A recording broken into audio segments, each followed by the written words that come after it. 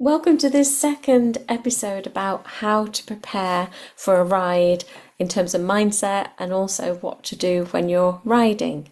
So, last time, if you didn't catch that episode, we talked about what to do in the days running up to a ride. Whereas today we're talking about the day of the ride and just before we go riding. Okay, so what are we going to do? So hopefully you've been practicing the things that I told you about last time, such as the visualizing and also watching your language. So the goal here is to balance your physiology and your focus. Your physiology in NLP terms is your body language, how you're holding yourself.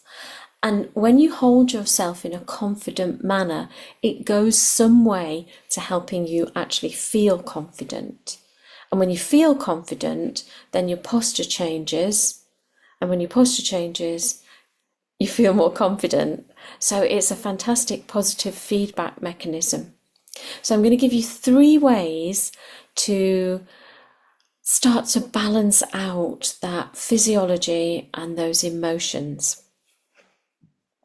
So first of all, a breathing technique. Now, there are hundreds of breathing techniques, but choose one that you like. Choose an easy one because you can actually do it then whilst you're tacking up as well. So you could be doing this before you tack up or as you tack up. So one way of doing this is to breathe in for a count of 4. Hold for 4 and then breathe out for 6. Hold for 2. Breathe in for 4. Out for 6. And you may know that, certain breathing exercises help to regulate your nervous system. So very often what we're requiring in terms of our mindset is a reset to the nervous system. We want to switch from the fight or flight, the sympathetic nervous system, to more like rest and ride in the parasympathetic. And breathing is one way to do it. Okay. As you're breathing, or after you've finished, you can start to ground yourself. Now again, grounding can be done in different ways. I remember when I was first lecturing in a university and the auditorium held 300 people. I didn't have 300 people in the class, but it was immense. There were 2 screens because there were so many people. And there was a little lectern. And I thought, why am I in this huge room? It's so intimidating just to be in this room. And I went to a course which was about how to lecture. And the first thing that the lady said was, feel the ground beneath you. To feel the ground through your feet. And that's what I would do. So I'd have my feet about hip width apart, or, about 12 inches, 30 centimeters apart.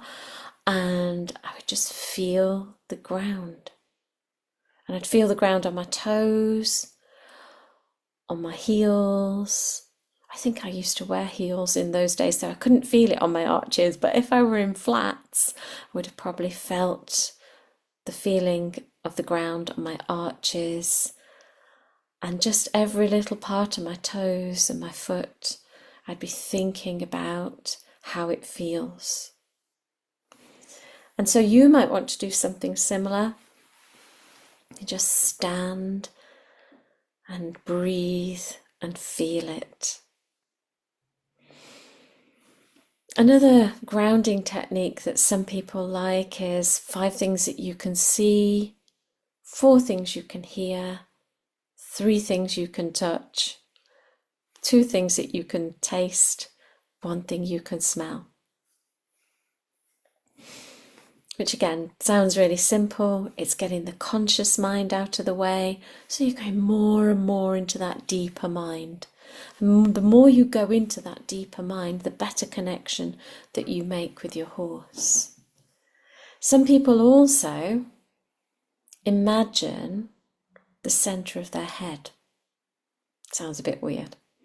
So rather than thinking about your physical eyes on the front of your face, kind of put their attention behind that into the centre of their head. And for some people that's very grounding. It helps to get you in touch with your unconscious mind. The last thing to do is to rehearse mentally. So visualize the first part of your ride, just the first 60 to 90 seconds. That's it, the first bit. As you visualize, think about it very calmly, very clearly, very confidently. What's your floor plan? How are you going to warm up? And I think that takes away some of the nerves when you're thinking about whether you're doing demi-volts or you're doing figures of 8 or whatever you might be doing, because then you've got something to give your conscious mind. The conscious mind is a little devil if it doesn't have a task to do. So if you give it a task like, right, tell me what my floor plan is, tell me how much pressure I need to exert to make this a nice clear aid, tell me if this circle is good or it's a bit more of an egg. So if you can keep your conscious mind out of the way, then you're doing well. So all we're doing at the moment in this pre-ride section is visualizing the first 60 to 90 seconds of the ride. Just the start, because that will set the emotional tone for the whole ride. If you want an extra bonus tip, then you can ask yourself, how do I want to feel about this ride? And maybe it's calm, or it's happy, or it's curious, it's powerful, whatever it might be, whatever word fits. Imagine stepping into that feeling in your visualization as you pick up the reins. So it's like stepping inside a mirror. If you've got arena mirrors, it'd work really well. But you can imagine the person on the other side of the mirror is you, and they already hold that particular emotion, and you're just simply stepping inside as you pick up the reins to have that particular emotion, that particular state. Okay, so those are the 3 things: breathe, ground, visualize. And if you want to think about the emotion and stepping into the mirror as an extra bonus, you can do. So next time we're going to talk about what you're going to do in those first few minutes when you're on the horse. So take care. Let me know how it's going. Let me know what's working. Let me know what you need help with. And I will see you again really soon.